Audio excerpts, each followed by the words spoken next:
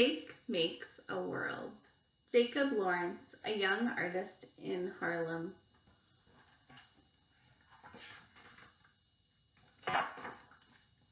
Jake makes a world.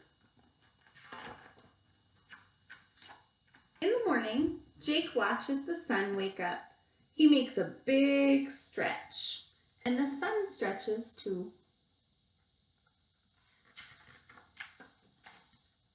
With first light, the dancing dark shadows begin to fade. Then the colors come again. Yellow, orange, and blue on the quilt that covers Jake and his brother in bed. Mother's paper flowers in pink and red.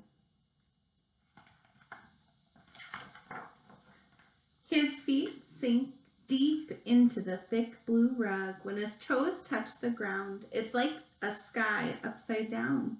When Jake moved to this new city, this New York, to this neighborhood called Harlem, to live with Mother again, these familiar things from his old home in Philadelphia greeted him like long-lost friends. Outside Jake's building, men playing chess and checkers, balancing the boards on their knees.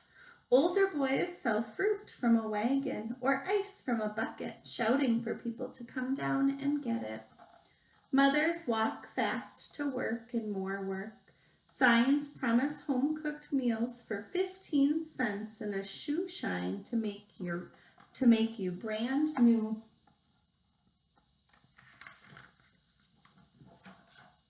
A preacher in a hat shouts and sings about God. A newsboy tells the stories of the day from downtown and around the world, but tells them with a tune. At the corner, a short man stands on a stepladder, telling everyone how we will get the freedom we need.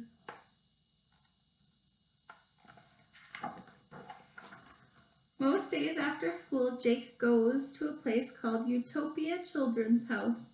The word utopia means that it's a special place, unlike any other. For Jake, it is. At Utopia House, Jake makes things with his hands. He carves a block of soap into a fish. He sews scraps of leather into a secret pouch. With watercolors, he swirls the shadows that dance on his wall at dawn and the patterns of the rug in his living room.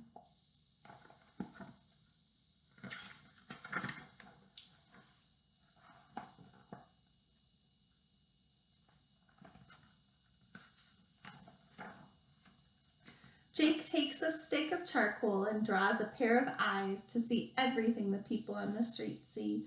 He draws one pair of ears to hear all the shouts and songs, one mouth to carry all their voices. All the faces Jake sees on the street become one face.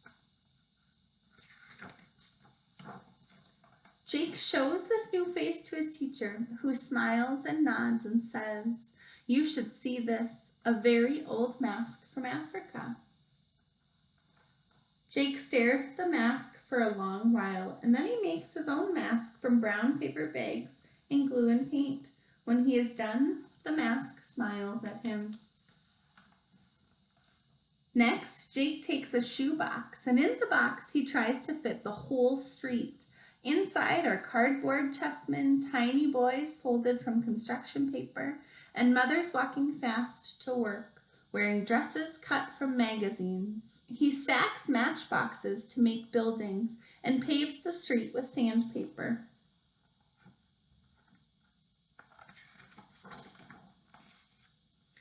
Jake has made a world, a small piece of this place called Harlem. It is now his home.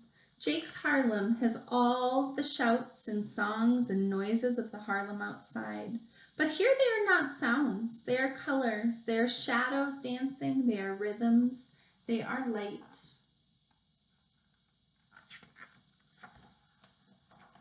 The end.